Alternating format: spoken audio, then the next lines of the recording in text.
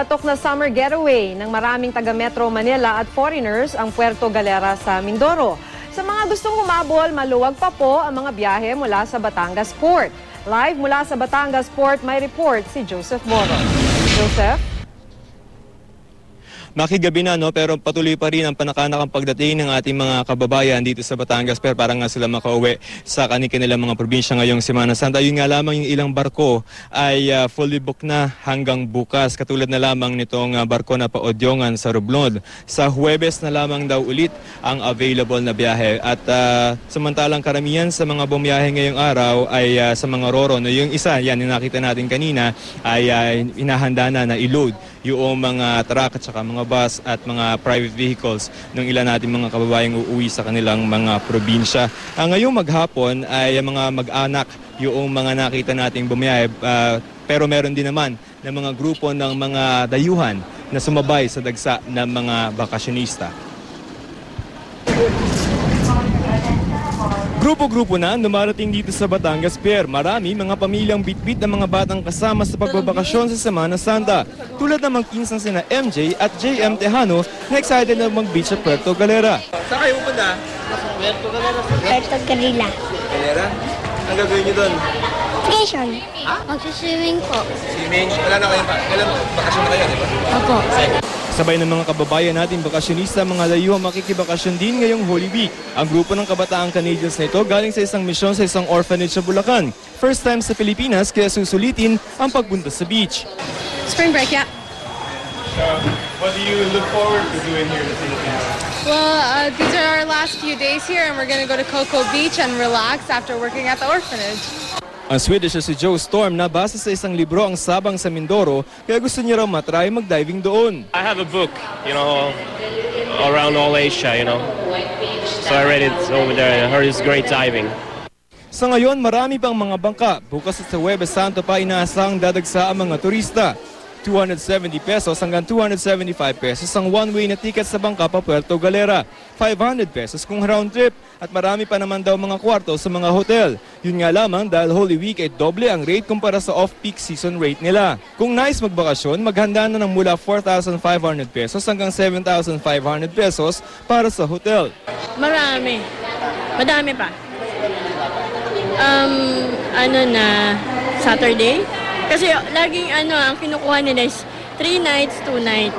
So pagdating na Saturday, konti na lang yung room. Ang mga otoridad iniinspeksyon ang nakalatag na seguridad sa pier at mahigpit na nagbabantay laban sa overloading o sobrang pagsasakay ng mga pasahero ng mga barko at bangkang maglalayag. Yung nasa side ng barko, mayroon doon naka-emboss doon na may guhit. Ayun ang tinatawag na Crimson Mark. Pagka yun ay bumaba sa tubig at naabot yun ng tubig, overload yung barko. Sigurado ang ating mga live vest ay kumpleto dyan dahil kaya inspection lang namin dyan, from time to time na-inspection natin dyan at hindi kami papayag na hindi may suot dyan pag-alis sa mga motobangka. Una yung command post, yung mga equipment in terms of monitoring, yung medical team. No? Ito ilan lamang sa tinitingnan natin to ensure na in place lahat ng ating mga pangangailangan dyan kasi magkaroon ng emergency.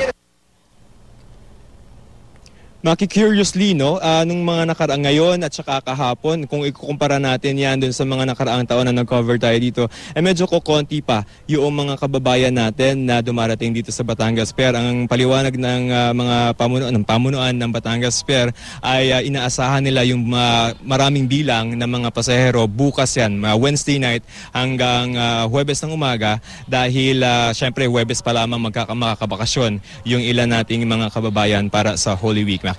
So kung bukas yung dagsa ng mga tao, maluwag ba talaga? Pagdating ba nila dyan, may mabibili pa kaya silang ticket para makatawid ng dagat?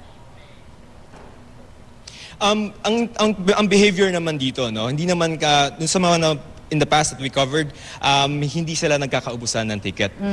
Meron lang siguro na mga panakanakang mga kanina no, may mga ang tawag mo dito na fully booked, pero mga hindi yan mga standard na mga nangyayari dito. Ang pagsisiguro ng Coast Guard at saka ng Marina ay hindi sa magtataas ng presyo katulad yung kaninang concern mo dun sa Araneta na wala naman mangyayari mga pagtataas ng mga pamasahe dahil hindi naman nagkakaubusan dito, Maki. Ayan, mabuti naman. Kanina, kausap natin yung Philippine Coast Guard. Ang sinasabi naman nila, ang dapat daw bantayan fixer. Yung tipong pagka wala ka na daw mabiling ticket, baka mag-alok na ng mga kolorum na bangka at doon ka na daw sumakay. So, may napansin ka na bang ganyan?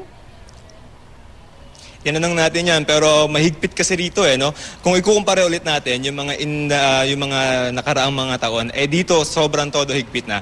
Yung kanina nag-inspection na yung Coast Guard. So yung pero nangyayari talaga yan. Yung lalapit sa iyo na mga kumbaga sa bago ka makapasok ng terminal ay may lalapit dito ka na lang sumakay, iwas na rin doon ng pangpaalaala ng pamunuan ng Batangas Pier at saka ng Marina at ng Coast Guard. Pero yun yung pinag-iingatan nila, pero hindi naman yata nangyayari pa dito, Maki. So bukas, alam mo kaya, may nakausap ka kaya tungkol dito sa impormasyon to na would you know kung gaano karaming bangka ang biyabiyahe pa Galera? Kasi di ba yan yung mga gustong puntahan ng turista, Puerto Galera?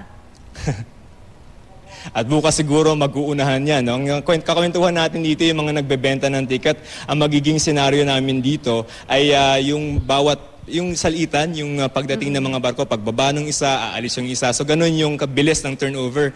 At ang sabi pa nga sa atin, kahit mga gabi, yung malalaking bangka ay nagre-risk na bumiyahe. So yun yung magiging scenario. So tapos hanggang bukas yan ng madaling araw, hanggang Wednesday night, hanggang Thursday ng madaling araw, Maki. So bukas pa lang siguro natin maasahan kung maraming magbabiyahe, yung bulto ng ating mga pasahero dito sa Batangas Pier, Maki. Okay, maraming salamat, Joseph Moro.